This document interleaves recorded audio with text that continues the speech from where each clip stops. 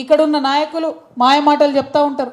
ఢిల్లీలో జరగాల్సిన పనికి వీళ్ళు గల్లీ మాటలు చెప్తారు తప్పితే ఢిల్లీలో పరిష్కారం ఎట్లా చూపిద్దామని మాత్రం ఆలోచన చేస్తలేరు. ఇవన్నీ మీకు ఎందుకు చెప్తా ఉన్నా అంటే మీలో ప్రతి ఒక్కరిలో ఒక మేధావి ఉన్నాడు, మీకు విషయ పరిజ్ఞానం ఉన్నది, ఒక మాట చెప్తే అర్థమవుతుంది, చట్టాలు ఎట్లా పనిచేస్తే మీకు తెలుస్తాయి. కాబట్టే ఈ డీటెయిల్స్ చెప్తా ఉన్నాం. నేను ఉట్టిగానే అలిగేషన్స్ వేస్తలేను.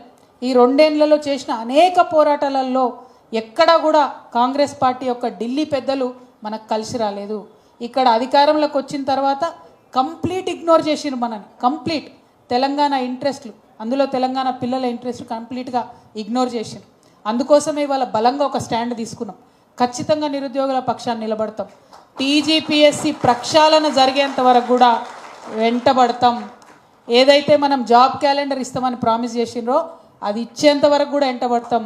ఈ జీవో 29 ఏదైతే రిజర్వేషన్లన్నీ తీసేటటువంటి కుట్ర కాంగ్రెస్ పార్టీ చేస్తూ ఉందో అది రద్దు చేసే వరకు కూడా వెంటబడతాం. ఏ ఒక్కరిని కూడా వదిలిపెట్టాం. ప్రజాక్షేత్రంలో నిలదీస్తూనే ఉంటాం. మన తెలంగాణలోకి ఒక మంచి గుణం ఉన్నది. విషయం అర్థమయ్యేదాకానే జర సైలెంట్ ఉంటాం. మనం విషయం అర్థమై మనసుకు పట్టిందంటే మనల్ని ఎవరు పట్టలేరు ఇక. సో ఆ ప్రయత్నం ఖచ్చితంగా చేస్తాం.